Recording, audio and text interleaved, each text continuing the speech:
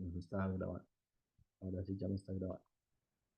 Entonces, como fuente hídrica, pues no se la va a poder llevar, pero como solamente el líquido, sí lo puede mover de un lado para el otro. Entonces, por eso la norma es que le da las dos connotaciones, inmueble y mueble.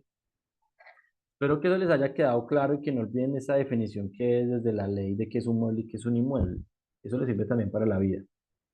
Ahora, la norma establece el 2811 del 74 en su artículo 80 que es un bien de uso público. ¿Alguien, por favor, me puede ayudar leyendo el artículo 80 del decreto 2811 del 74?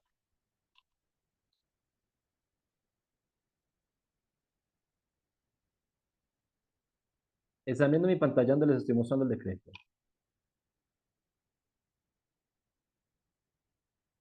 Sí, profe.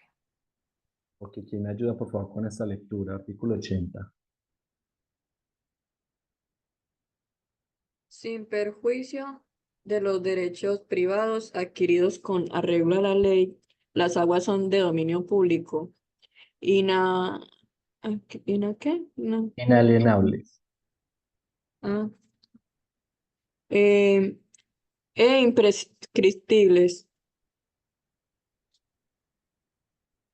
Y continúa, por favor, Cuando parte. este código se hable de aguas sin otra calificación, se deberá entender las de dominio público.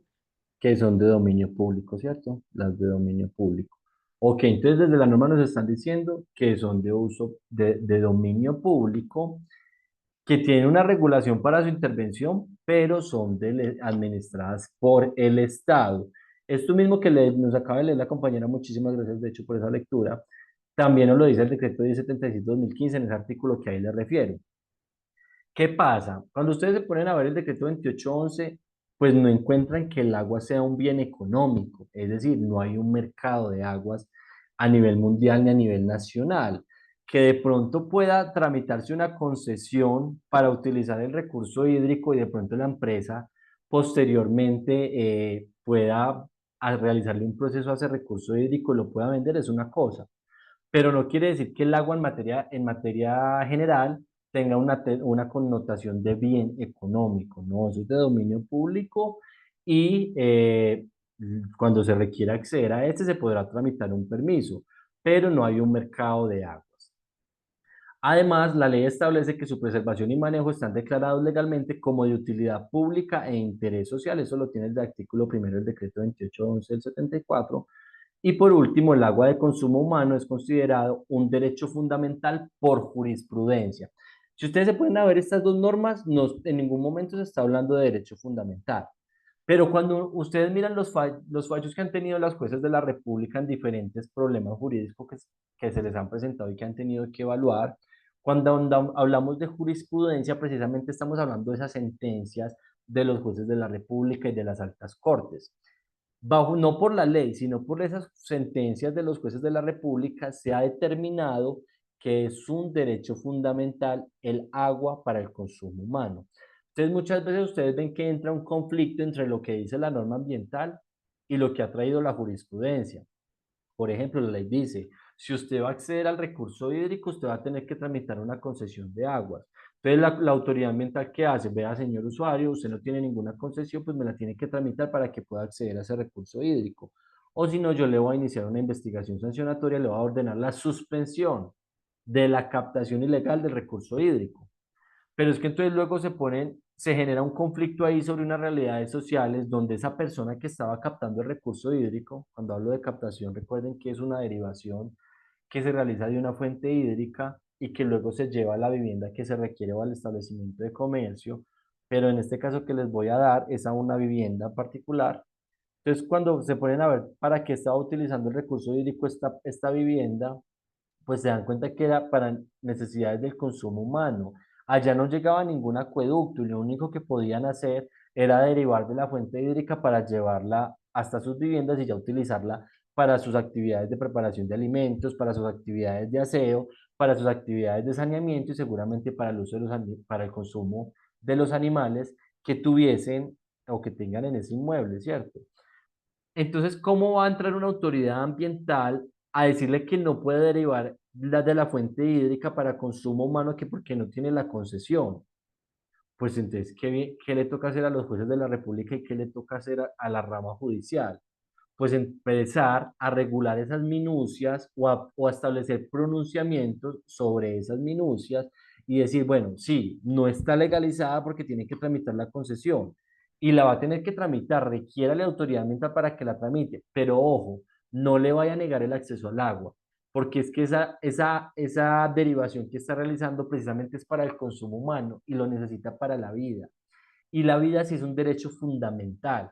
Entonces, como es un derecho fundamental, usted lo tiene que garantizar. Entonces, ahí vemos el acceso al agua en conexión con ese derecho fundamental de la vida, y ahí es donde los jueces de la República, en sus diferentes pronunciamientos, han generado estas decisiones que garantizan el acceso al recurso hídrico para el consumo humano como un derecho fundamental. Y les adelanto acá, siempre lo justifican asociado a la vida, porque como les decía al principio, se requiere del recurso hídrico para mantener la vida del humano, ¿cierto?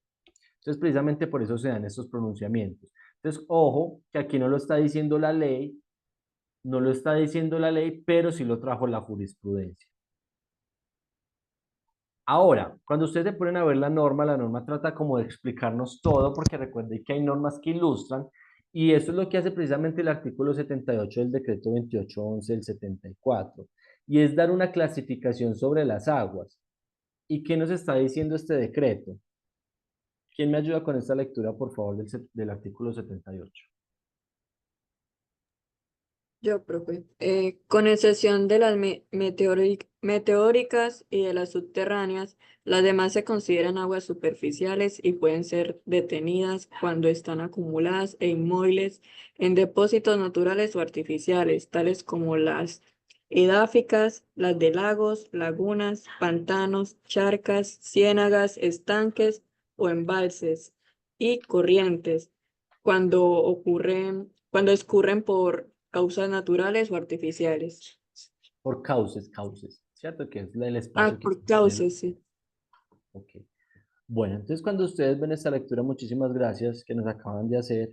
Ahí la norma está clasificando las aguas, ¿cierto? Y la clasifican tres. Sobre una nos da varios ejemplos, nos está hablando, la más común es la superficial o la que más se utiliza. Y esta superficial está relacionada con los lagos, las lagunas, los pantanos, las charcas, las ciénagas, los estanques o los embalses. Y ahí estamos hablando de fuentes hídricas que están en principio inmóviles, ¿cierto? Están ahí contenidas y no están fluyendo. Pero hay otras que sí fluyen y a las que se fluyen es las que se conocen como los ríos y las quebradas. Entonces aquí este artículo 78 nos están diciendo que primero hay unas que son las superficiales, que luego tenemos unas que son meteóricas y otras que son subterráneas, y que la norma de una vez excluye que si no está dentro de las meteóricas o las subterráneas, todas entiendes que son superficiales. Y esa es la clasificación que les estoy mostrando yo en esta diapositiva. Tres clasificaciones de las aguas de acuerdo con la ley, ¿cierto? Superficiales, que pueden ser las superficiales a su vez corrientes y detenidas. Las corrientes es el ejemplo de las que fluyen por un cauce. Y las detenidas, pues las que no se pueden mover y están contenidas, bien sea eh, en un lago o que, por ejemplo, están contenidas como aquí la norma nos da un ejemplo que ya se me olvidó, que se me olvida ese nombre, pantanos y charcas. Aquí les doy unos ejemplos de qué podemos entender como superficial. Es fácil que ustedes entiendan esta clasificación. Ustedes van a pensar en una zona del territorio que es la que ocupamos nosotros, que es la superficie, que es lo que estamos viendo cuando estamos parados afuera en el territorio, lo que yo veo en toda esa superficie, que ahí fácilmente puedo identificar los lagos, las lagunas, las ciénagas, los embalses y los ríos. Esas son las que vamos a entender superficiales porque están en la superficie donde yo estoy parado. Y sobre esa superficie vamos a entender las meteóricas y debajo de esa superficie pues vamos a entender que son las subterráneas, ¿cierto? Espero que eso sea fácil de entender. No sé si tengan alguna pregunta sobre esa clasificación.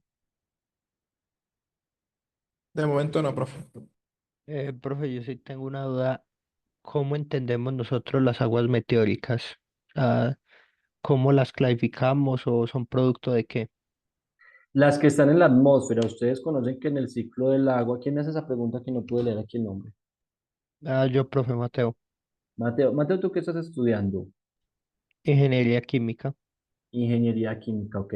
Bueno, ustedes saben que por un proceso natural del agua, ella tiene un ciclo natural donde está inicialmente en su estado líquido, por procesos del calentamiento se va generando evaporación y luego se puede concentrar, ¿cierto?, en la atmósfera. Y posteriormente, por un proceso ahí me corrigen los que saben más del tema, si es de condensación, el agua vuelve a, a bajar y vuelve y se representa como lluvias. Pero mientras está ahí en la atmósfera contenida, esas partículas bien pequeñas, pues ahí sí vamos a tener las aguas meteóricas, porque están en un estado, ¿cierto? Un estado ahí gaseoso, pero sigue siendo agua. Sigo siendo agua que luego por un proceso natural va a volver a caer y se va a volver nuevamente líquida y posiblemente sólida si se llega a congelar. Pero entonces vamos a entender esas meteóricas, las que están en la atmósfera, detenidas por procesos naturales. Sí. Espero con ello haberte contestado. ¿Te contesté con esto o querías como, No, como no, me quedó claro. Muchas ok, gracias. las que están contenidas ahí en la atmósfera? Las subterráneas sí son pues muy fáciles las que están por debajo de las superficies. Estas son las menos exploradas que tenemos y las que más restricciones tienen en materia ambiental. ¿Por qué restricciones? De hecho, al igual que las problemáticas nacionales que habían sobre falta de información sobre las fuentes hídricas, pues eso pasa con las aguas subterráneas. No sabemos en la actualidad cuál es la cantidad de aguas subterráneas que tenemos en todo el territorio colombiano, ¿cierto? Y en qué cantidades se encuentran estas aguas subterráneas. Hay por ahí unos avances que se han obtenido de unos estudios cuando se solicitan concesiones de aguas subterráneas y otros estudios que ha realizado el Estado colombiano. Sin embargo, no tenemos toda la información en la actualidad. Entonces, lo que hace la norma es restringir los temas de vertimientos asociados al suelo para evitar la alteración de aguas subterráneas. ¿Y cómo lo ven ustedes claramente manifestado en la norma?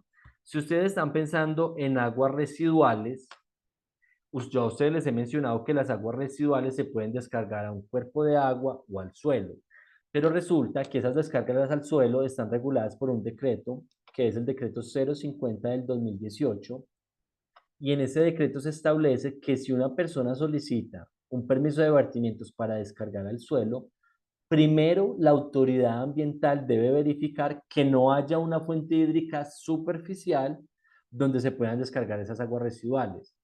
Y en caso de que exista esa fuente hídrica superficial, pues se le va a requerir al usuario que no la descargue al suelo, sino que la descargue a la fuente hídrica superficial.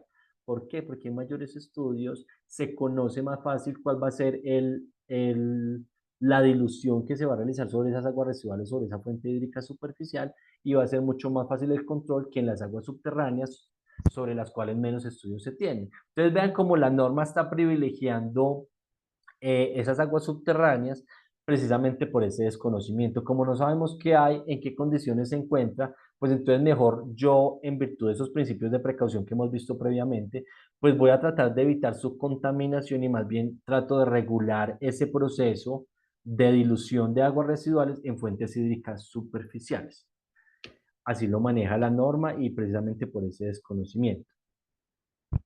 Les decía yo a ustedes cuando estábamos estudiando el decreto 2811 del 74, que por lo general las aguas, las fuentes hídricas, se presumen que son de dominio público, ¿cierto? Tal como lo leyó la compañera ahorita en el artículo 80, ¿cierto? Y nos decía además la compañera que era inalienable e imprescriptible. ¿Alguien recuerda también esos términos que ya los habíamos hablado? ¿Qué es inalienable?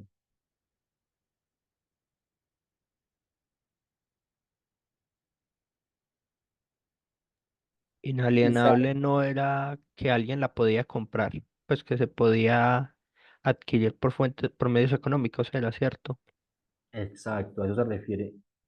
Inalienable es que no se puede transferir el dominio. Cuando estamos hablando de transferencia del dominio, puede ser una compraventa o puede ser una donación. Cualquier forma jurídica de transferir la propiedad sobre un elemento. Entonces aquí nos está diciendo, el recurso hídrico en principio es de dominio público y no se puede transferir el dominio, entonces por ello es inalienable. Pero también me está diciendo, y es imprescriptible. ¿También recuerdas que es imprescriptible?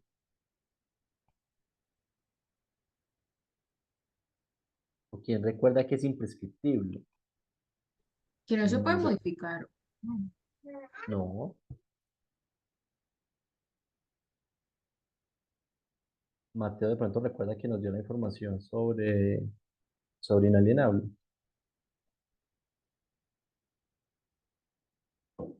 No, profe, De, yo la verdad no me acuerdo de de- imprescriptible. ok. Ustedes han escuchado, vamos, miremos a ver si por aquí alguien escribió Sara Manuela, bueno, pero esto era de otra cosa que ahorita vi, pero no. Ustedes de pronto han escuchado que las personas dicen, no, si lleva más de 10 años viviendo en ese predio, ya ese predio es suyo. ¿Alguien lo ha escuchado? Sí, Sí, profe. Sí, sí, sí. Ok, ¿y por qué? Porque es que aquí ya estamos hablando de normas, ¿cierto? Queramos o no, estamos en un territorio colombiano donde las normas son las que regulan nuestro comportamiento, ¿cierto? Entonces, precisamente hay normas que dicen que hay posibilidad de adquirir bienes a través de una figura que se denomina prescripción adquisitiva. Y esa figura de prescripción adquisitiva quiere decir que cuando yo estoy utilizando ese bien por determinado tiempo y como ninguna otra persona lo quiso utilizar, a pesar de que fuera propietaria, pues yo lo voy a adquirir porque a la ley le interesa que se utilicen esos bienes. Si usted no lo está utilizando es porque usted no lo quiere. Entonces la ley le permite a usted que esté utilizando ese bien y que al final lo pueda adquirir por prescripción adquisitiva, siempre y cuando alguien no alegue un mejor derecho sobre ese bien. Y es lo que se da tradicionalmente en esas viviendas que están abandonadas. Llega una persona, pensemos con casos, con nombres puntuales, la casa es de Pedro se fue del país, se fue hace 20 años y desde el momento en que se fue, a los 2 años vino una persona y dijo, no, esto aquí es ocupado, yo necesito donde vivir y empezó ahí, arregló la casa, empezó a pagar los servicios, la casa de pronto tenía un solar y empezó a cultivarlo y él decía, esta es mi casa, aquí no entra nadie y empezó a ejercer acciones de señor y dueño sobre esa vivienda, a pesar de que el dueño era el que se fue para Estados Unidos. ¿Qué ocurre? La ley dice, vea, el que se fue para Estados Unidos de ninguna manera le interesa ese predio porque ni lo está utilizando, ni está pagando las facturas, ni está pagando los impuestos, ni lo está cultivando. Entonces, básicamente no le interesa ese terreno. La otra persona tiene una posesión pacífica porque lo que está haciendo es buscando un lugar donde vivir y lleva 20 años viviendo ahí. Pues esa persona, bajo una figura jurídica que le reitero se denomina prescripción adquisitiva de dominio, podrá solicitar la propiedad de ese inmueble y que la ley le quite la propiedad del que se fue por allá de viaje, que nunca utilizó el predio y se lo dé a esta persona que lleva 20 años poseyendo, así se denomina, suena muy charro, pero así se llama, poseyendo ese predio. Entonces, si se cumplen con todos los requisitos, pues un juez de la República en ese proceso que es judicial, pues desde luego se le va a comunicar al que está por allá de viaje que hay una persona que está interesada en quedarse con ese predio. Y si la otra persona no demuestra que estuvo viviendo allá, que lo cultivó, que pagó las facturas, que ejerció ánimo de señor y dueño sobre ese inmueble, pues lo va a perder. Y el que lo logre demostrar se va a quedar con ese predio. A eso se refiere la norma con imprescriptible. La norma desde ya le está diciendo, vea, así usted esté utilizando esa fuente por 20 años seguidos, usted nunca la va a poder adquirir, porque eso es un bien de dominio público que es inalienable e imprescriptible, es decir, usted nunca lo va a adquirir por el paso de los años en que usted lo esté utilizando. Entonces, precisamente a eso se refiere esta otra característica. Espero que esta vez sí les haya quedado claro y de pronto lo recuerden porque les sirve para la vida. Sara Manuela, no entiendo lo que dices con no pierde vigencia. ¿Me complementas, por favor, Sara? Profe, me refería a que, pues, como se considera un bien público, no va a perder vigencia que se considere de esa manera público. Exacto, sigue siendo público y no va a perder ese título de bien de dominio público. Y además recuerden que tiene unos apellidos, que es inalienable, perdón, e imprescriptible. Entonces ni se puede vender ni se puede adquirir, ¿cierto? Pero ojo que todas las reglas tienen su excepción. Y estamos hablando de la generalidad. Pero por allá la norma nos dice en el artículo 81, se los voy a mostrar nuevamente porque aquí es con pruebas de que sí lo establece la norma. ¿Qué dice la norma?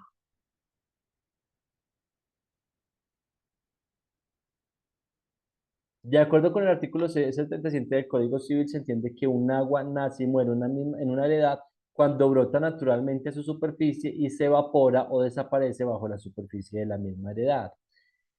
Esperen que aquí les voy a mostrar otra cosita. A ver, el 82. El dominio privado de las aguas se extingue por ministerio de la ley por no utilizarla durante 3 años continuos a partir de la vigencia de este código, salvo fuerza mayor. Para declarar la extinción se requerirá decisión administrativa sujeta a los recursos contenciosos administrativos. Pero si ustedes leen el artículo 80 nos dice, sin perjuicio de los derechos privados adquiridos con arreglo de la ley. Entonces, mezclando otros artículos que acabamos de leer, nos está diciendo, va a haber un derecho privado, pero solamente si esa fuente hídrica, primero, nace y muere en la misma heredad, o si hay un arreglo antes de la expedición del código. Entonces sí puede haber propiedad privada sobre el recurso hídrico en esos dos escenarios, si la fuente hídrica nace y muere en la misma heredad o si hay un arreglo privado antes del decreto 2811 de 1974, que realmente ese código empezó a regir como por allá en el 75, como en enero del 75. Entonces en esos dos escenarios, entonces si no está en ninguno de esos escenarios, las aguas entienden que son de dominio público.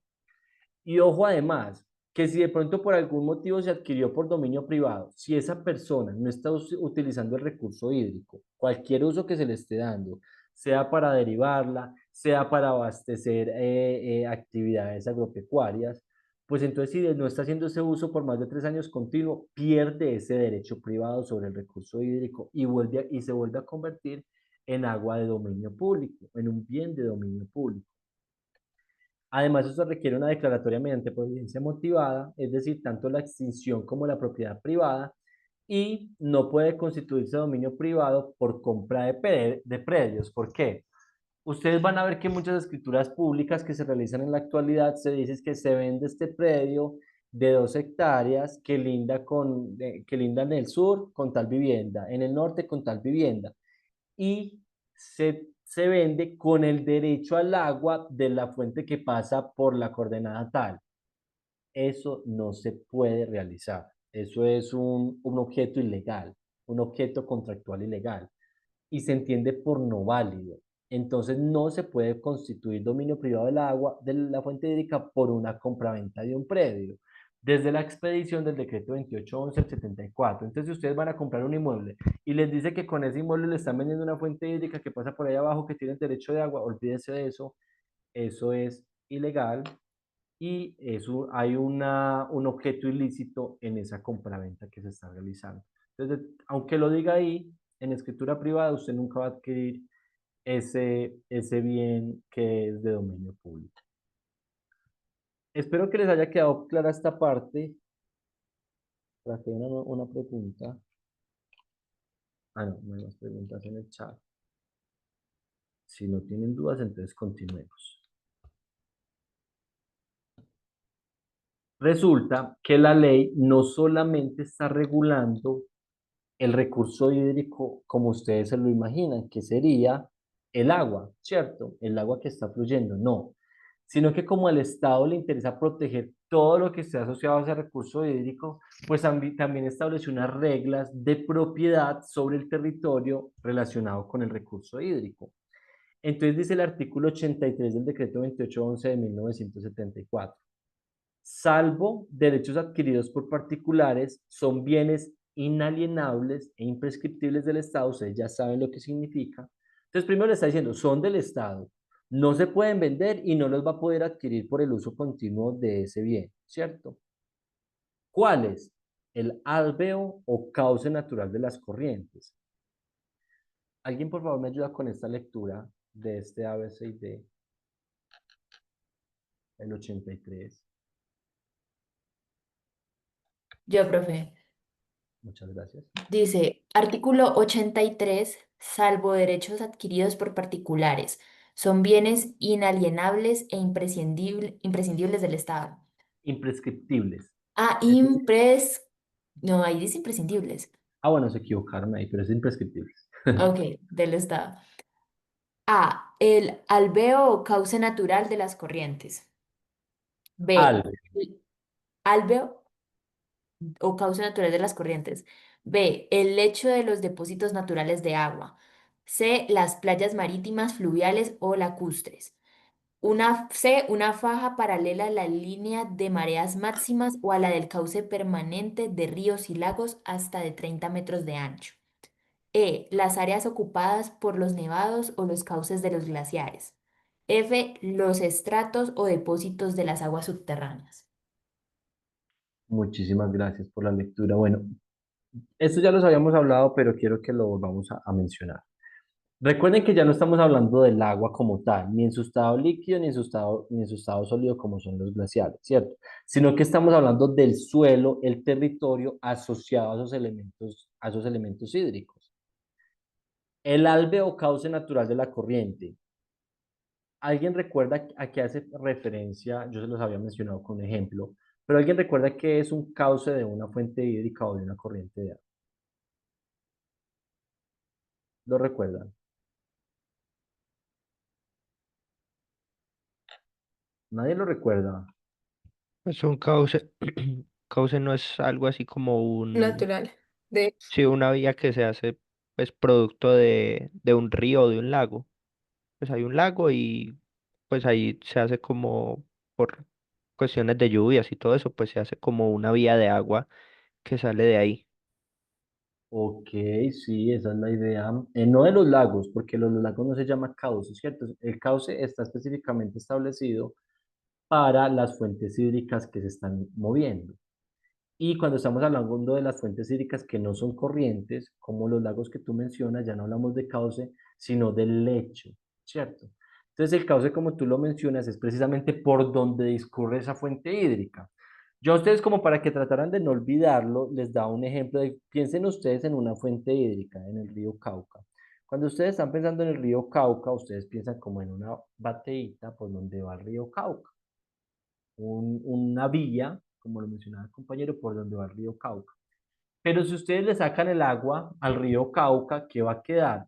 Pues la zona del territorio por donde discurría ese río. Eso es lo que llamamos cauce, ¿cierto? Ahora, como él nos lo mencionaba el compañero, pues también existen fuentes hídricas que no se están moviendo. Y esas fuentes hídricas pues también están depositadas en un territorio, en un territorio. Piensen ustedes en un lago. Cuando piensan en un lago, ustedes piensan en un platico hondo, y si le sacan el agua, queda el platico hondo solito, sin el agua. Eso es lo que conocemos como el lecho de esos depósitos naturales de agua. Y vean que ya estamos hablando del suelo, ya no estamos hablando del agua. Es la zona del territorio donde está depositada esa fuente hídrica. ¿Quién recuerda entonces cuáles son esas playas marítimas, fluviales y lacustres? ¿Quién lo recuerda?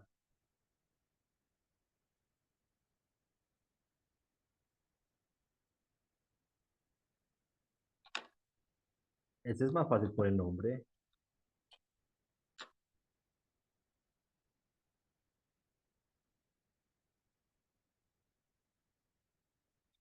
De las playas, profe. Pero fluviales y lacustres. Marítimas, fluviales y lacustres.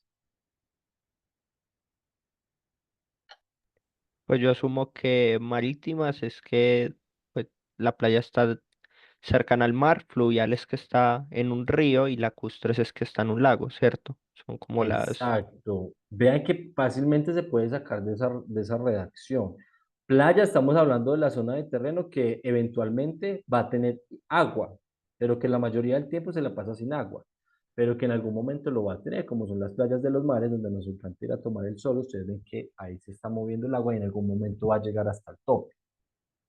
Lo mismo con los ríos y lo mismo con los lagos, tienen playa. Esa zona del territorio, que por lo general no está con agua temporal, perdón, permanente, sino que es temporal, pues también es una zona del territorio del Estado, propiedad del Estado, y no se puede vender y no se puede adquirir por el paso del tiempo.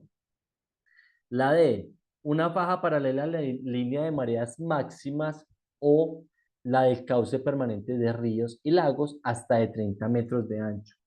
Ojo, que esto lo vamos a ver más adelante. ¿Qué está diciendo la ley? Bueno, no solamente me importa proteger por donde está protegido, perdón, por donde está fluyendo el recurso hídrico o donde está contenido el recurso hídrico. No solamente el cauce, no solamente esa zona del territorio donde está depositados los lagos, no. Sino que la ley va un poco más allá y dice, yo voy a proteger un área paralela a ese cauce de hasta 30 metros de ancho. Entonces ustedes cuando están pensando en esa batea por donde fluye el agua, pues ya no están pensando solamente en esa zona del territorio, sino que además le tiene que sumar al lado y lado 30 metros, porque el Estado dijo, ojo que esos 30 metros me corresponden a mí como Estado, son de mi titularidad y usted no los va a adquirir, ¿cierto? No los va a adquirir y además más adelante le va a establecer unas cargas sobre esa zona paralela.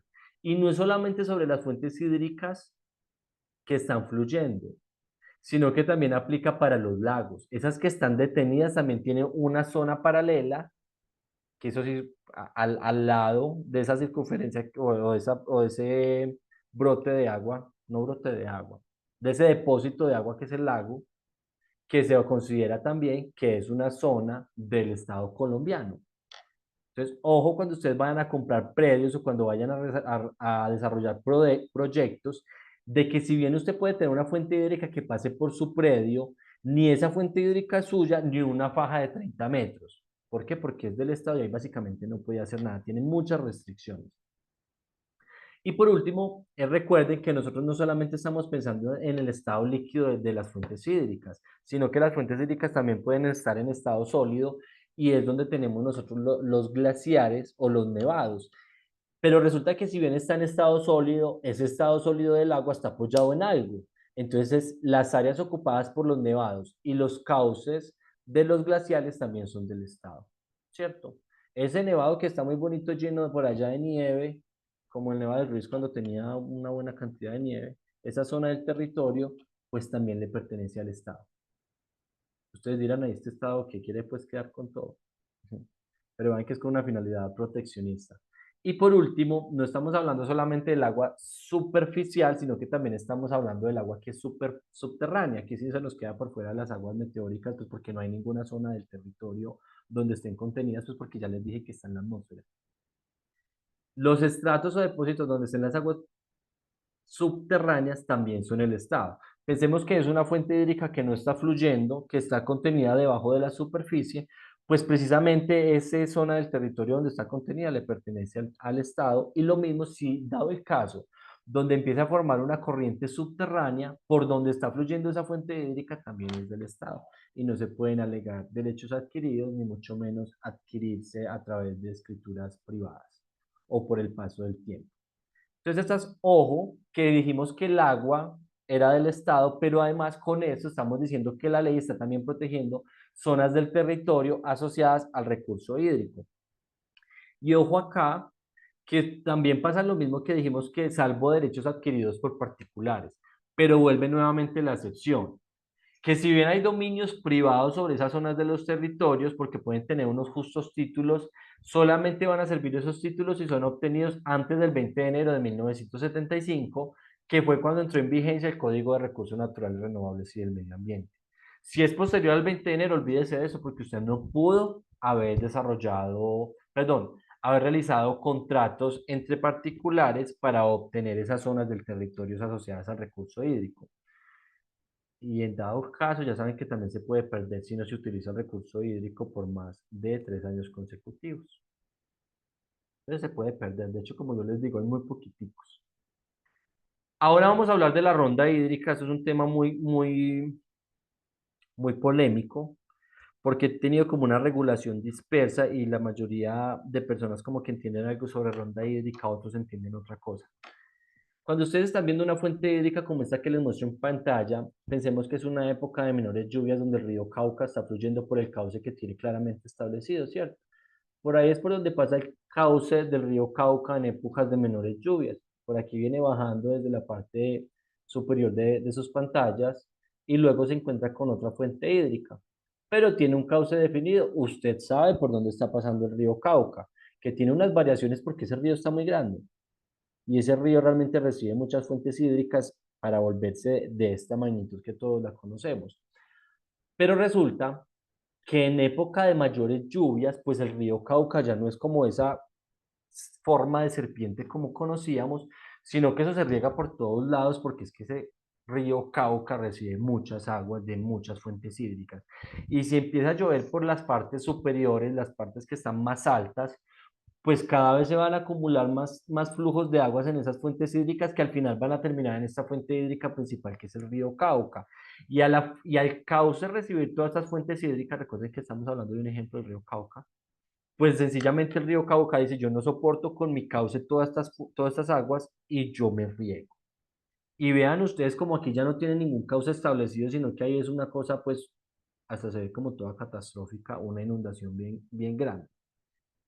Pues, ¿qué pasa? La ley quiso prever que las fuentes hídricas tienen comportamientos naturales, son dinámicas y no son estáticas en ningún momento.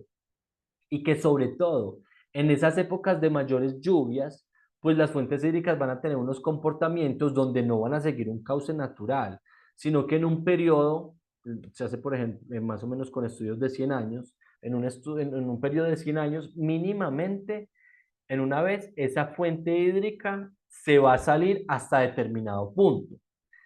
Entonces, la norma trató de manera incipiente en el decreto 2811 del 74 de decir que solamente los ríos y los lagos tenían una zona paralela de 30 metros, que era la ronda hídrica, y que iba a tener dos criterios de medición. A partir de la línea de mareas máximas, es decir, lo máximo que la fuente hídrica podría llegar en un periodo de 100 años, y a partir del cauce permanente. El cauce permanente es no en ese periodo de mayores lluvias, sino por donde constantemente está fluyendo el agua, que es esa primera imagen que les estoy mostrando. Pero resulta que nos quedamos un poquito cortos con esa definición del decreto 2811 del 74 y por allá en el 2011 el Congreso de la República expidió una norma que buscó darle un poco más de contenido a esa ronda hídrica. Y en el 2011, le reitero, salió la ley 1450, en cuyo artículo 206 se dijo, ojo, corporaciones autónomas regionales, eso significa acá, corporaciones de desarrollo sostenibles y grandes centros urbanos, además de los establecimientos públicos ambientales como lo son Santa Marta, Barranquilla y Cartagena, que tienen la competencia para definir las rondas hídricas, entendida como, primero, la faja paralela que está acá, de 30 metros al lado de los cauces. Y segundo, un área de protección o conservación aferente, es decir, pegado a esos 30 metros tiene que estar esa zona de protección. Pero que para que pudiese definir esa ronda hídrica tenía que contar con estudios técnicos conforme a unos criterios que iba a emitir el gobierno nacional. Es decir, básicamente dijo la norma, ojo que nos quedamos corticos con lo que se dijo en el de 2811 al 74, no van a ser solamente 30 metros, y aparte de esos 30 metros usted va a tener que establecer un área que denominan de protección o conservación aferente a esos 30 metros, y que es la suma de esas dos áreas, es decir, los 30 metros más la zona de protección aferente, van a corresponder a la ronda hídrica. Pero que para que usted la pueda definir autoridad ambiental, ya saben cuáles, tiene que contar con estudios técnicos que digan por qué son 60 metros y no 50, o por qué son 100 y no 45, ¿cierto? Entonces, ojo, esa es la tarea que tienen todas las autoridades ambientales. Las autoridades ambientales tienen que hacer unos procesos de delimitación de rondas hídricas en toda su jurisdicción. Entonces, las autoridades tienen que contratar unos estudios técnicos para que se pueda definir por cada cuerpo de agua cuál va a ser la zona aferente, perdón, la zona de retiro de 30 metros más la zona aferente. Y recuerden que es hasta de 30 metros, o sea que puede ser menos. pueden ser menos de 30 metros, de 0 a 30 metros. Por eso ustedes van a encontrar en unas resoluciones que emiten las autoridades ambientales, donde dice que una fuente hídrica, su ronda hídrica es de 10 metros y no tiene más, ¿cierto? Entonces, porque dice de 0 a 30, es hasta de 30, puede ser menos. Entonces, para dejarles de conclusión frente a la ronda hídrica es la zona paralela a los cauces de fuentes superficiales como ríos y lagos y que está compuesta por una faja de hasta de 30 metros más una faja de protección y conservación definida técnicamente por la autoridad ambiental con jurisdicción donde está esa fuente hídrica. Eso es la ronda. Y la ronda es una zona de protección ambiental que tiene restricciones y cuya intervención está regulada desde luego por las autoridades ambientales. Además, esa faja paralela se entiende como área forestal protectora. Y aquí les voy a pedir que me ayuden a leer este artículo, el artículo que ven en pantalla. ¿Quién me ayuda con este artículo?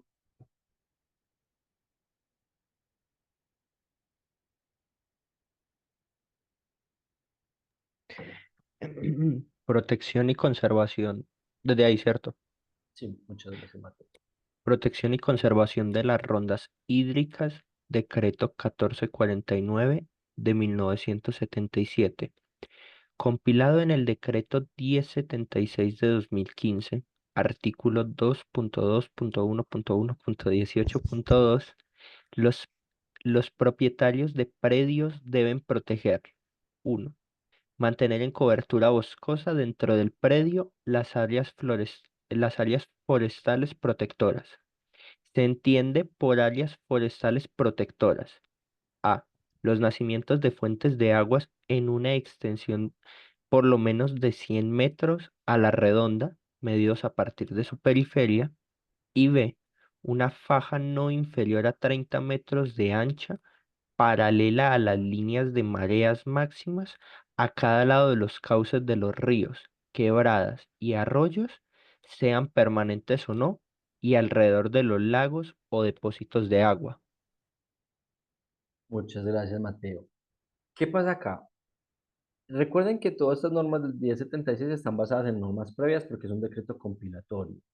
Resulta que aquí lo que nos estaba diciendo el decreto 1449, que ya está en el 1076, es que hay unas zonas del territorio que se llaman áreas forestales protectoras, cuya finalidad es mantenerse con cobertura boscosa, es decir, mantenerse con árboles. Sara, dime que levanta la mano. Profe, yo sí tenía una pregunta, pues porque yo he ido varias veces a La Pintada y siempre se ve como esa zona en la que pues hay casas al lado de los, aledañas a los ríos también. Se hizo un estudio y habían como mucha contaminación por sedimentación y por la caña de azúcar. Estaban plantando por los lados del río caña de azúcar y eso también lo estaba contaminando porque pues como el uso de pesticidas y de químicos para que crezcan mejor. Sí. Entonces, como, ¿qué ha pasado ahí? Ok, tu pregunta es, ¿qué ha pasado ahí con esa zona de la Pintada donde está el Cauca? Porque por su Sí, Pintada porque pasa el pues Cauca. viendo que hay tantas normas y que hablan sobre los 30 metros que hay que respetar, veo pues que no se está haciendo correctamente. Sí, sino que recuerda que el derecho ambiental es nuevo. Este decreto, como les digo, es del 74 y antes del 74 ya habían muchas actividades establecidas, ¿cierto? Entonces por eso la norma respeta derechos adquiridos. Seguramente muchas de esas viviendas que están ahí en ese punto ya existían antes de la entrada en vigencia de este decreto 2811 del 74, ¿cierto? Las viviendas, porque por algo no se han podido quitar de ahí o no se ha podido ordenar. Eso aunado a que no podemos desconocer que hay unas problemáticas del territorio donde hay personas de bajos recursos que no tienen predios a los cuales se puedan desplazar y que es la única opción de vida que tienen, la única localización para sus viviendas. Y ellos saben lo que pasa allá, cuántas veces se ha salido el río Cauca y se ha inundado. Entonces, lo primero es que hay unas viviendas que ya están. Lo segundo es que hay una problemática social que es muy difícil para una autoridad ambiental contenerla, Porque ¿qué va a ordenar la autoridad ambiental? La autoridad ambiental con un acto administrativo le dicen, no pueden estar en la ronda hídrica, pero la autoridad ambiental ejecuta. No, le toca ejecutar a la policía. Y muchas veces eso se vuelve un problema mucho más grande, como les digo, una realidad cultural que de pronto va a generar otras problemáticas porque allá van a haber niños. El municipio no tiene, el municipio no tiene cómo reubicarlos en otro lugar. O por ejemplo hay adultos mayores, ya están allá establecidos en sus viviendas y empiezan a presentar acciones donde los jueces de la República suspenden las decisiones de las autoridades ambientales. Entonces ahí van dos escenarios. Dos escenarios. Tercero, no está establecido y no hay ninguna problemática social que la autoridad ambiental tenga que respetar, como por ejemplo los cultivos de caña. Ojo que ahí sí tiene que actuar la autoridad ambiental. Suspenda el cultivo de caña, adelante una investigación sancionatoria si es del caso, tendiente a retirar las cañas que están en la parte de la ronda hídrica o en la zona forestal protectora, en las áreas forestales protectoras, y que esa zona se tenga que mantener con cobertura boscosa. Eso le toca ya a la autoridad ambiental. Son diferentes escenarios que vamos a encontrar, Sara, ¿cierto? Algunos son fáciles de corregir, otros no. No podría decirte qué ha pasado con la zona puntual donde viste los cultivos de caña, porque no sé si de pronto hay un procedimiento sancionatorio por parte de Corantioquia, que es la que tiene jurisdicción allá en esa zona de la Pintada, y en qué ha culminado, o si de pronto son nuevos los cultivos, o si de pronto ya había una orden o tienen un plan de manejo para estar allá.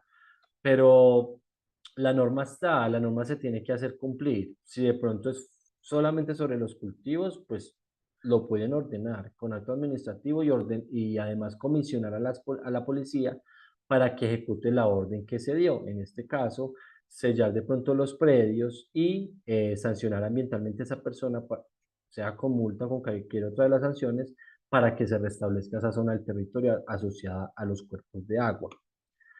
Ustedes saben que también estamos en un país donde es muy común la ilegalidad, ¿cierto? Entonces, si vienen algunos temas como por ejemplo el traspaso de inmuebles, traspaso de muebles como vehículos, no se ha logrado la legalidad, también este tema ambiental que de pronto han dejado un poquito rezagado, apenas está como empezando a consolidar. Y apenas que las autoridades ambientales están cogiendo fuerza y sabiendo el poder que se les dio desde, por allí, desde la ley 99 del 93 y están pudiendo generar estas actuaciones sancionatorias. Entonces realmente es una problemática grande, Sara. Esos son como los escenarios que te puedo plantear, cuáles son las opciones y qué posiblemente ha ocurrido, sin tener pues como todo el conocimiento de causa de qué es lo que ha pasado en particular sobre las viviendas y sobre los cultivos de caña ya en el Cauca, en esa zona de la Pintada. Bueno, habiendo contestado esa pregunta de Sara, pues estábamos hablando que el derecho fue un poquito más allá y dijo, bueno, para proteger ese recurso hídrico, pues necesitamos saber que haya una cobertura, una zona del territorio con cobertura que ayude a esa protección del recurso hídrico.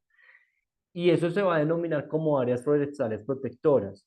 Y primero se va a establecer para las fuentes hídricas en su punto de nacimiento.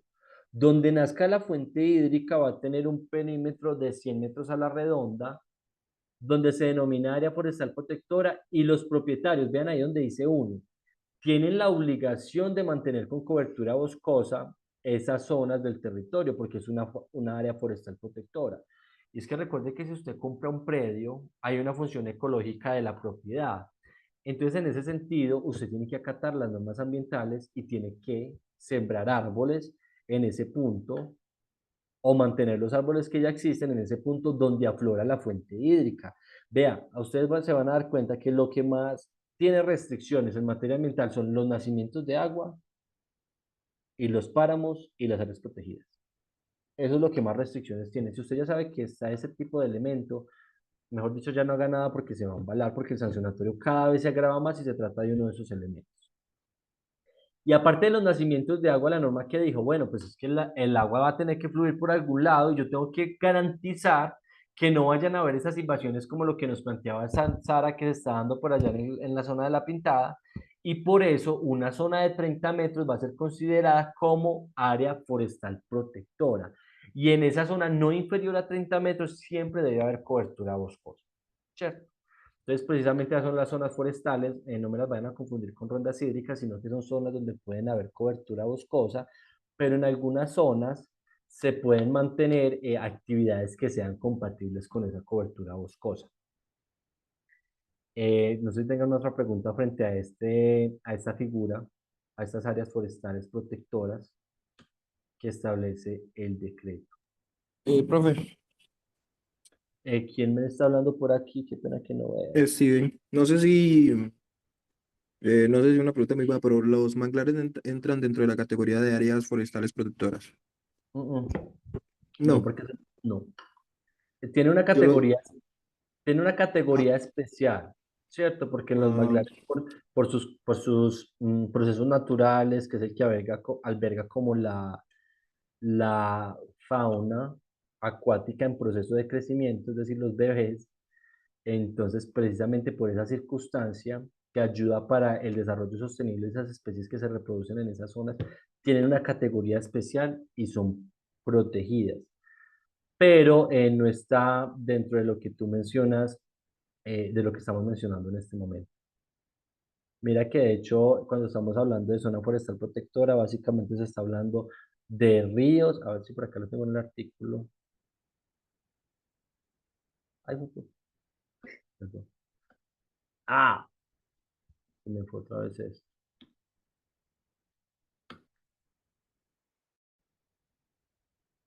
Dios, me volví mucho. No se me vayan a marear ahí. Al lado de los cauces de los ríos, quebradas y arroyos, ¿cierto? A esos son los que les aplican las áreas forestales protectoras. No, el mar tiene una regulación un poco diferente y entendemos que los manglares hacen parte de esa zona que es, pues, del mar, ¿cierto? Entonces no nos incluimos acá, Steven, para contestar esa pregunta. bueno, profe. Eh, Ok, ahora vamos a hablar de las restricciones a la propiedad asociadas al recurso hídrico, ya para darle paso a la compañera Valeria. Mentiras, en este me voy a demorar un poquito más. Valeria, ¿tú más o menos cuánto te demoras en la exposición si es que ya nos estás escuchando? No, profe, yo creo que 10 minuticos. Ok, bueno, entonces voy a terminar aquí el temita de servidumbres y ya te doy paso a ti, ¿sí? Listo. Ok. Restricciones a la propiedad. Asociada, recuerden, no pierdan de vista que estamos hablando con el recurso hídrico. Aquí estamos hablando del agua como recurso natural renovable que está regulado en el decreto 2811 del 74.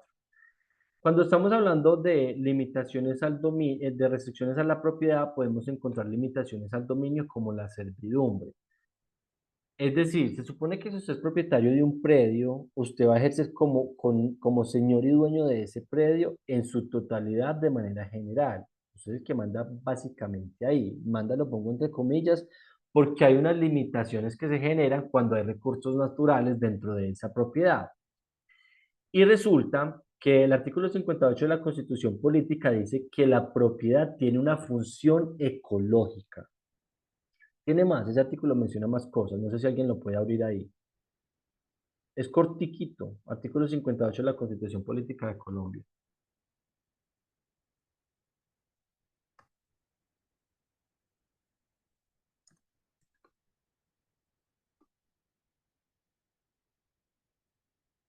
Ahí esperen que es que a mí me gusta buscar las normas acá para que estén actualizadas.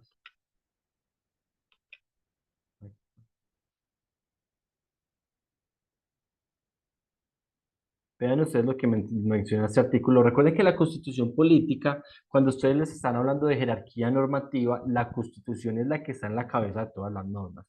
Por encima de la Constitución no hay ninguna otra norma, todas las normas están por debajo, porque se supone que la Constitución Política es la que guarda como todos estos fines esenciales para la vida en el territorio colombiano, es decir, los, los presupuestos básicos de la vida en sociedad colombiana están dentro de la Constitución Política colombiana. Por eso es que es la norma de normas. Y vea lo que se menciona en su artículo 58. Ay, que me ayuden a leer, que yo me cansé con mucho lado. ¿Quién me ayuda ahí, por favor? Eh, yo puedo, profe, con permiso. Muchas gracias. Artículo 58. Se garantiza la propiedad privada y los demás derechos adquiridos con arreglo a las leyes civiles, los cuales no pueden ser desconocidos ni vulnerados por leyes posteriores. Cuando de la aplicación de una ley expedida por motivos de utilidad pública o interés social resultaren en conflicto los derechos de los particulares con la necesidad por ella reconocida, el interés privado deberá ceder al interés público o social. La propiedad es una función social que implica obligaciones. Como tal, le es inherente una función ecológica. El Estado protegerá y promoverá las formas asociativas y solidarias de la propiedad. Por motivos de utilidad pública o de interés social definidos por el legislador, podrá haber expropiación mediante sentencia judicial e indemnización previa. Esta se fijará consultando los intereses de la comunidad y del afectado. En los casos que determine el legislador, dicha expropiación podrá adelantarse por vía administrativa, sujeta a posterior acción contenciosa administrativa, incluso respecto del precio. Muchísimas gracias, Mateo. Pues vean usted lo que está haciendo esta mamá de las normas, que es la constitución política. Está haciendo en Colombia se garantiza la propiedad privada, ¿cierto? No pasa como en otros países que de pronto no hay propiedad privada, sino que todos los bienes son del Estado y a partir de ahí el Estado distribuye quién va a poder utilizar por determinado tiempo esos bienes. No, aquí en Colombia se garantiza la propiedad privada y es decir, usted es dueño de ese bien. Eso es suyo, ¿cierto? De más nadie. Pero ojo, que si bien se le garantiza esa propiedad privada, la propiedad tiene una función ecológica, una función social que implica desde luego esa función ecológica. Entonces usted tiene unas obligaciones derivadas de esa función social.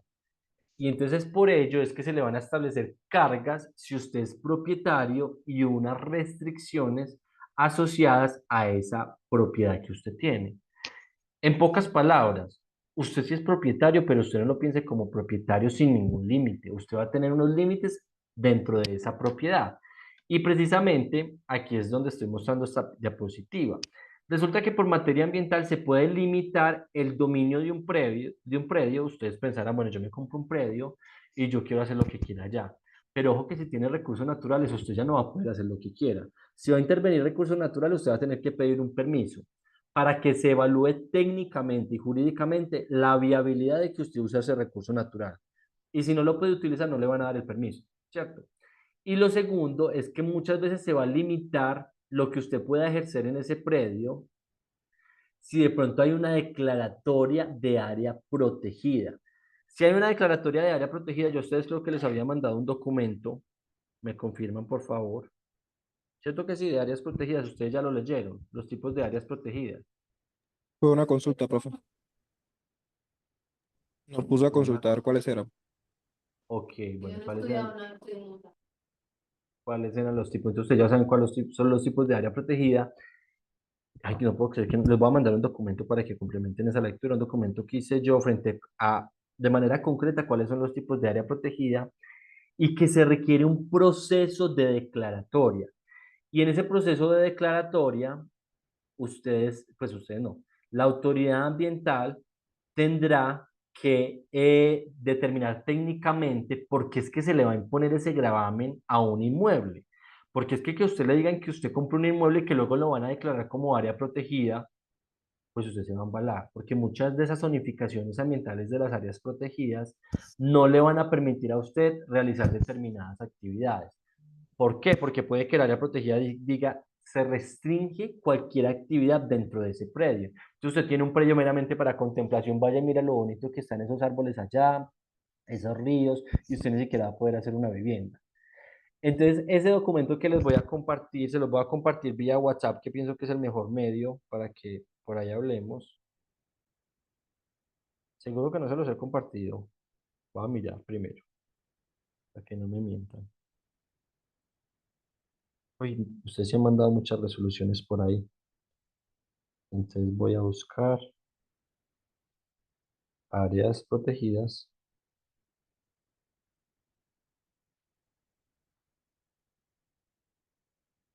Bueno, ese es un concepto que hice yo para hablar sobre este procedimiento precisamente de declaratoria de legislación ambiental.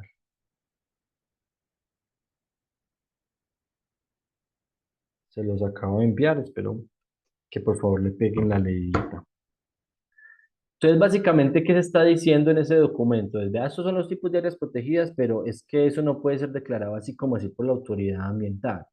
La autoridad ambiental debe adelantar todo un procedimiento y unas inscripciones para que las personas y las comunidades interesadas en esos predios sepan de qué es lo que está pasando con ese inmueble. Sea porque previamente se dio la declaratoria y usted está interesado en comprarlo, que pueda haber una anotación donde diga, ay, pues madre, esto es un área, esto lo declararon como área protegida, entonces va a tener restricciones, yo no voy a comprar ese predio. O si lo voy a comprar es porque tiene esa categoría y yo ya lo sé. Yo ya lo sé y sé qué restricciones pueda tener. O no, o la finalidad de este inmueble no es que lo compren los particulares, sino que es que lo compren las entidades públicas con la finalidad de mantener conservación del recurso hídrico. Por ejemplo, un acueducto, pues compre el lote que a usted le interesa que la fuente hídrica esté en buenas condiciones. Entonces, que si no se hace un procedimiento adecuado, las personas podrían en principio desconocer esas áreas protegidas o esa declaratoria del área protegida. ¿Por qué? Porque aquí venimos a lo que estoy hablando en esta diapositiva. Y es que si bien se garantiza la propiedad privada, si hay un área protegida declarada sobre su propiedad privada, se van a generar restricciones sobre el uso y aprovechamiento que usted pueda realizar sobre su propiedad.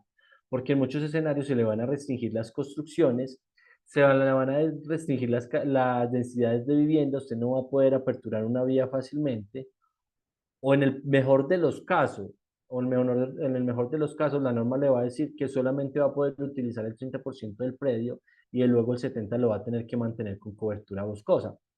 Siempre va a depender de la característica de la declaratoria de esa área protegida, porque no todas funcionan igual. Ustedes van a ver en este documento resumen que les envío que hay diferentes áreas protegidas, algunas del orden nacional, como son las reservas forestales nacionales, y otras del orden regional, como los distritos regionales de manejo integrado, que ustedes ya los habían consultado. Entonces va a depender de ese tipo de limitaciones.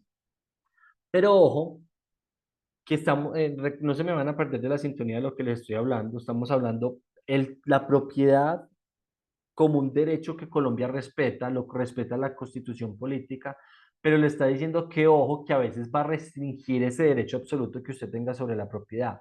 Primero a través de la figura de áreas protegidas. Y recuerden que un área protegida puede estar asociada a una fuente hídrica. Y lo segundo, a través de otras figuras, como por ejemplo las servidumbres, aquí se los estoy mencionando como segundo ítem, donde se le impone una carga a usted como propietario de acuerdo con un proceso que previamente se va a declarar. ¿Qué pasa? Las servidumbres pueden ser adquiridas a través de, perdón, pueden ser decretadas a través de acuerdo de voluntades, es decir, usted es el propietario y yo soy el que necesito la servidumbre, yo le voy a pagar a usted para que me deje hacer la servidumbre. O a través de prescripción adquisitiva, aquí se aplica la prescripción adquisitiva por ser la servidumbre por prescripción adquisitiva, o por último, a través de un fallo de un juez de la República. Tres escenarios donde se puede imponer una servidumbre. Y la servidumbre, piénsenla ustedes, sobre un gravamen que se le impone a un predio, donde anteriormente no tenía que hacer nada, pero a partir de la servidumbre le toca o permitir el paso de una tubería de agua, como es la servidumbre de acueducto, o permitir una tubería de descarga de aguas residuales, como es la servidumbre de desagüe, o permitir el establecimiento de una presa dentro de su predio. Ahí estamos hablando de presa y estribo, que los estribos son básicamente donde se apoyan estas presas. Le va a tocar permitir que estén ahí y a partir del momento en que esa servidumbre, en que se implementen esas obras, se va a convertir ese predio en un predio sirviente. Un predio sirviente que va a tener que permitir la implementación de la tubería o las implementaciones de estas obras que les estoy mencionando. Entonces, por eso es que se constituye como un gravamen y una restricción al dominio, porque si bien en un principio usted es propietario absoluto, si hay alguna de estas servidumbres, pues usted le va a tocar dejar que la hagan, que pase la tubería y hasta el mantenimiento de las obras. Entonces, le va a tocar permitir que entren personas a que haga mantenimiento de las obras que se impusieron a través de servidumbre, que como les dije, no siempre es impuesto, sino que también puede ser a través de acuerdos de voluntades. Espero que les haya quedado este otro tipo de restricciones al dominio. Recuerden que hablemos de dos, de áreas protegidas y las servidumbres. Las servidumbres pueden ser de todos estos tipos que están viendo ustedes aquí en pantalla. Y ya para terminar, les quiero mencionar, pues para darle paso a la compañera Valeria que haga su exposición, existen servidumbres en interés público y en interés privado, ¿cierto? Si pensamos en un acueducto municipal, pues eso va a ser una servidumbre de interés público, ¿cierto? Porque son varias personas las beneficiarias. Pero si estamos hablando de Pedro Pérez, y Pedro Pérez es el que tiene un lote que no tiene acceso al agua y para poder llegar al agua le toca pasar por 3 lotes, pues él necesita esa servidumbre, pues esa servidumbre solo la necesita él. Entonces su interés va a ser privado y la servidumbre va a consistir en que los otros predios, los otros 3 predios para llegar a la fuente hídrica, permitan que él pase una tubería para traer esa agua desde esa fuente hasta su vivienda. Entonces la servidumbre se impone, pues, ténganlo en la cabeza, sobre aquellos inmuebles que les toca permitir determinadas obras que no van a ser para su beneficio, ¿cierto? Piensen ustedes en una servidumbre de tránsito, como para que se acuerden del tema. Cuando hay unos lotes que son por allá bien enclavados y no tienen acceso a la vía, les toca pasar por 3 predios. Pues es que le tienen que permitir el paso, porque si no, ¿cómo va a llegar a la casa? ¿Por helicóptero? No, tiene que pasar por el territorio. Pero se tiene que constituir la servidumbre. Cuando son servidumbres de interés público, las pueden imponer las autoridades ambientales en sede administrativa. Las imponen mediante acto administrativo motivado. Pero si son de interés privado, les toca primero al que está interesado buscar llegar a un acuerdo de voluntades. En este caso que les estoy dando con los otros 3 propietarios. Y si no, entonces le tocará ir a un proceso judicial para que un juez de la República sea el que decrete esta servidumbre sobre el territorio. Entonces así vamos a dejar para el día de hoy. Por favor, si se me olvida, vamos a empezar con este tercer globito del derecho al uso del recurso hídrico el próximo viernes. Le voy a dar, ¿tienen preguntas hasta este momento? ¿Alguien tiene alguna pregunta? Sí, Ro- profe.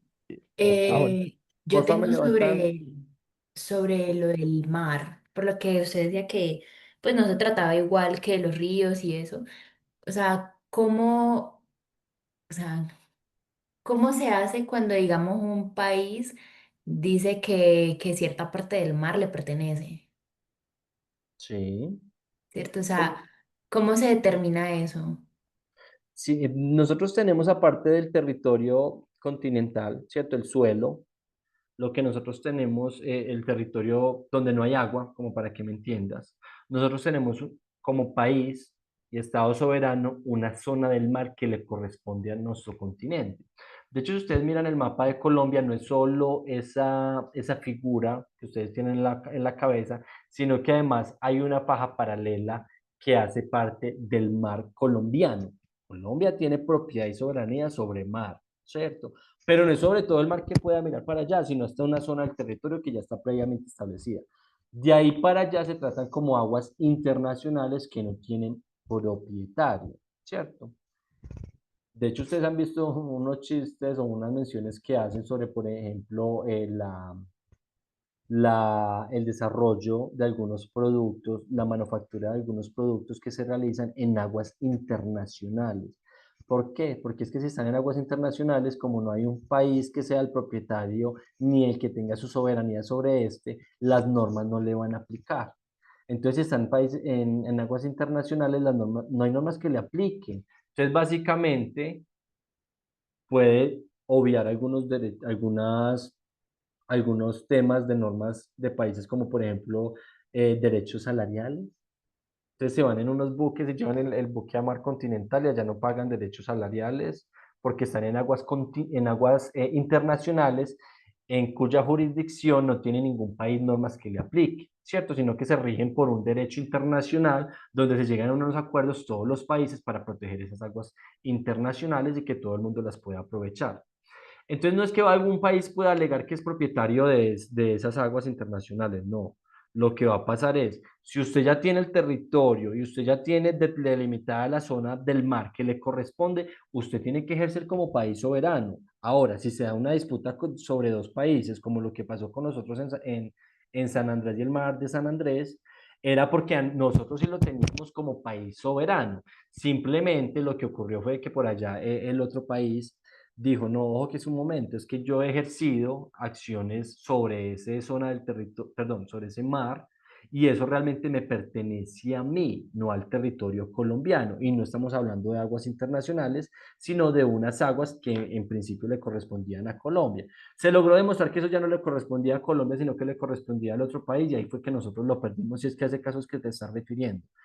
Pero de manera general, sobre otros conflictos que existan, sobre aguas de un territorio, de un país soberano, pues tendría que darse una disputa. Y para ello tendría que irse a un tribunal de arbitramiento, que es donde por lo general los países se resuelven los conflictos, o si no, a una corte internacional. Eso no estaba como asociado a lo que estábamos hablando, la que me hizo la pregunta, ¿cierto? ¿Quién me hizo la pregunta que se me borró Yo, aquí la... profe. Valeria, mira que eso no estaba asociado a lo que estábamos hablando porque eso es como diferente. Porque lo que pasa es, si Colombia tiene su territorio definido, que es donde está el suelo, y tiene su territorio definido, que es hasta la faja del mar que le corresponde, ahí aplican todas sus normas colombianas. De pronto yo mencionaba que era diferente porque es que recuerden que no es lo mismo lo que pasa en el suelo, lo que pasa en el mar, y nosotros tenemos diferentes institutos de investigación. Por ejemplo, nosotros institutos de investigación del mar tenemos el Instituto INVEMAR, entonces ellos son los que generan los estudios asociados al manejo del mar, y tenemos autoridades ambientales que tienen sus propias normas, de acuerdo con el principio de rigor subsidiario, que tienen jurisdicción en parte del mar, ¿cierto? Como por ejemplo, Coralina, que es de San Andrés, y serán a partir de las normas que ellos expidan cómo se debe tratar todo el tema de autoridad ambiental dentro del mar que le corresponde a Colombia. Y con eso termino pues de complementar tu pregunta, Valeria. Tu respuesta, perdón. ¿O quieres algo adicional? No, no, así está bien. Ok. ¿Y alguien más había levantado la mano? ¿Quién era? Yo, profe, era para preguntarte, entonces, ¿el taller sí sería este viernes o ya quedaría para... No, quedaría para la próxima porque no logré terminar el tema. Pensé que me iba a fluir un poquito más, pero es un tema un poquito largo. ¿Y de Entonces, qué forma el taller va a ser sobre este tema del régimen jurídico o sobre... sobre sancionatorio. El taller es sobre sancionatorio y trámites ambientales. Sobre Ok, esos dos temas. Ujú. listo. Muchas gracias, profe. Profe, ¿y cómo hacernos dar el tiempo de la clase?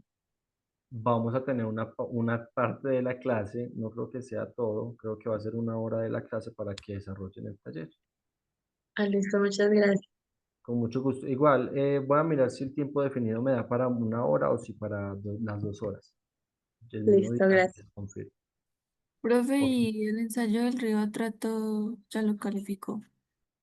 Sí, pero como les dije empezando la clase, es que todavía no he terminado de subir las notas. Espero terminárselas de subir pronto. Solamente me falta esa nota por subir, que ya la tengo, y 2 notas por sacar, que era lo que les decía al principio de la clase. La próxima nota será el del taller y la última será la del final.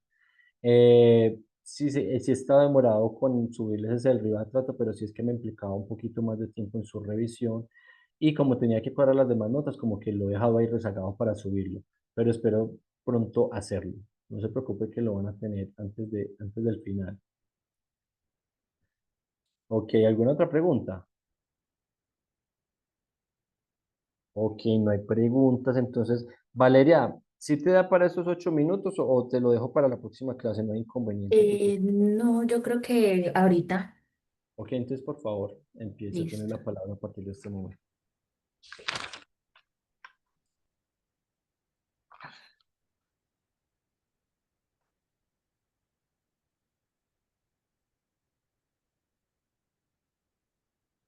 Ah, no me deja compartir a menos que usted me dé como el permiso.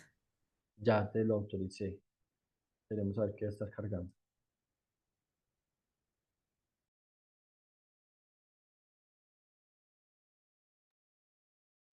Ahí está como cargando, me aparece a mí, pero está como lentico. Allí.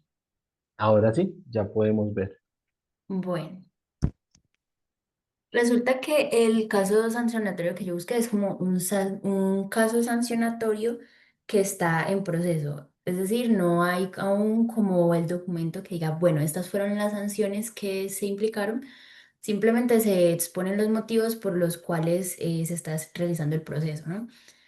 Entonces dice que se describe en el auto número 572 del 3 de octubre de 2021, ¿cierto? Es un caso sancionatorio que lleva a cabo Corpo Guajira en contra de GESELCA. Entonces, primero que todo voy a empezar hablando de quiénes son estos personajes, quiénes son, pues, los implicados, ¿no? Entonces, en primer lugar está Corpo Guajira, la Corporación Autónoma Regional de La Guajira, ¿cierto?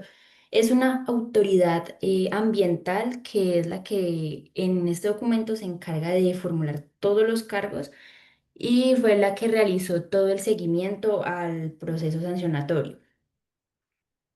Es la Eh, autoridad ambiental. o sea, hizo como el registro de todos los incumplimientos de GESELCA. GESELCA es una planta generadora de energía generalmente a base de carbón, ¿cierto? En la parte de La Guajira. Y está siendo implicada en este caso sancionatorio por incumplir... Ey,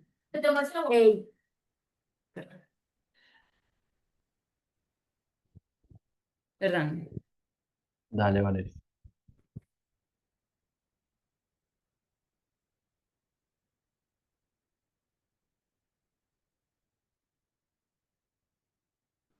A base de combustión, ¿ya? Valeria, Entonces, pues este tipo de generación de energía puede generar muchos problemas de contaminación si no se lleva a cabo pues con los cuidados pertinentes, ¿no? Otro implicado es el Comité Técnico Ambiental de Corpo Guajira. Este es el que se encarga de revisar como todas las pruebas, toda la información que presentó Corpo Guajira en contra de GESELCA para así poder determinar las sanciones que se van a colocar. de pronto ahí valería una precisión, y es que Corpo Guajira es la autoridad ambiental y tiene diferentes dependencias, ¿cierto? Desde luego hay un equipo técnico, un equipo jurídico, hay un equipo administrativo, etcétera. El Comité Técnico Ambiental de Corpo Guajira, pues, hace parte de Corpo Guajira, entonces es el mismo Corpo Guajira, solamente que es una dependencia de Corpo Guajira. Ah, sí, pero pues me pareció importante especificarlo. Sí, está bien. Ok. Bueno, yo puse allí que era importante resaltar que pues las comunidades que viven cerca de las zonas donde pues ahora GESELCA pues son indirectamente afectados por parte de la contaminación del agua y del aire, ¿no?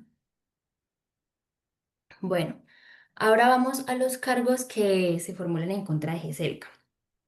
En primer lugar está la contaminación de aguas subterráneas. Esto se descubrió gracias a unos estudios que demuestran una demanda bioquímica de oxígeno. La demanda bioquímica de oxígeno es un indicador que generalmente sirve para evaluar pues, la contaminación orgánica. O sea, es como que dependiendo de la presencia de microorganismos, ellos descomponen materia orgánica. Entonces eso es lo que hace que disminuya el oxígeno disponible y nos indique una contaminación. Pero de hecho se habla de un manejo inadecuado de residuos peligrosos, como por ejemplo ceniza y otros residuos sólidos. Se habla de incumplimientos requisitos de la licencia ambiental y eso está relacionado con el siguiente punto, que es la falta de informes de monitoreo. ¿Por qué? Porque GESELCA no presentó los informes detallados acerca de pues, sus actividades, lo que impidió que se corroborara antes que estaban contaminando aguas subterráneas. Y esto es muy importante porque este es uno de los motivos por los cuales se puede quitar una licencia ambiental. Bueno, ahora voy a hablarte de las normas infringidas. Yo le dividí como en diferentes secciones. Entonces, con respecto al manejo inadecuado de residuos peligrosos, tenemos la ley 1252 del 2008. En primer lugar, de esta podemos resaltar que es la que prohíbe disposición de residuos en ecosistemas que sean especialmente sensibles. Y es la que exige que las empresas tengan planes de gestión y contingencia de este tipo de residuos.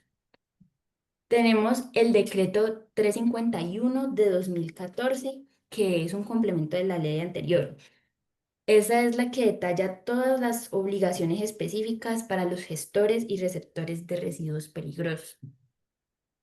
En cuanto a requisitos para la licencia ambiental, está el decreto 2041 de 2014. También es algo parecido porque también especifica requisitos y también condiciones durante todas las fases de los proyectos o las actividades laborales de GESELCA. Está también el decreto 1076 del 2025, que es un complemento del 2015. anterior. Y en 2000. cuanto a la contaminación de aguas subterráneas, el decreto 2811 de 1974. En él se establecen las normas para protección de recursos hídricos y también prohíbe especialmente la contaminación de aguas subterráneas, muy relacionado con el problema que está presentando en esta situación. Y está la ley 9 de 1979, ¿cierto? Que está en el Código Sanitario Nacional y es la que contiene muchas disposiciones para poder prevenir la contaminación del agua. Hay un momentico antes de que pases, Valeria, hago una precisión porque, para que nos dé el tiempo, porque ya se va a acabar. Lo primero es que ese decreto 1076 no es de 2025, sino que es del 2015, ¿cierto? El decreto 2041 de 2014 no es complemento del 351. El decreto 2041 es el decreto de licencias ambientales que está compilado en el 1076 de 2015. Y lo otro es que el decreto 351 de 2014 no es que se refiera únicamente a residuos con características de peligrosidad. De hecho, ahí tengo una pregunta para ti, pero más adelante porque se nos acabó el tiempo. De hecho, creo que nos va a tocar parar aquí porque me da pena con los compañeros que tienen otras clases. Y este decreto habla es de los residuos asociados a atención a la salud, ¿cierto? Entonces, el de RESPEN, el de residuos peligrosos, sería el 1076, ¿cierto? De 2015. El 2041 de licencia ambiental, que el 2041 sí quedó en el 1076 compilado. Pero esas precisiones como para que tengamos la información correcta te voy a hacer. Valeria, yo creo que sí nos va a tocar culminarla para la próxima clase porque entiendo que algunos compañeros tienen clase y yo no puedo extenderme más sin que ellos puedan. Listo, Entonces, profesor. me excusas que me toca pararte así, pensé que nos iba a dar, pero claramente no. Entonces, la próxima empezamos con tu presentación, ¿te parece? No, profe, no hay problema. Ok, me excusas ahí. Compañeros, ya son las 7. Muchísimas gracias a todos. Qué pena ahí que no alcanzamos a ver esta exposición, pero la vamos a dejar para la próxima clase. Muchísimas gracias a todos y que les vaya muy bien. Nos vemos el próximo viernes, este viernes, perdón. Listo, profe, hasta luego. Hasta Hasta luego. luego.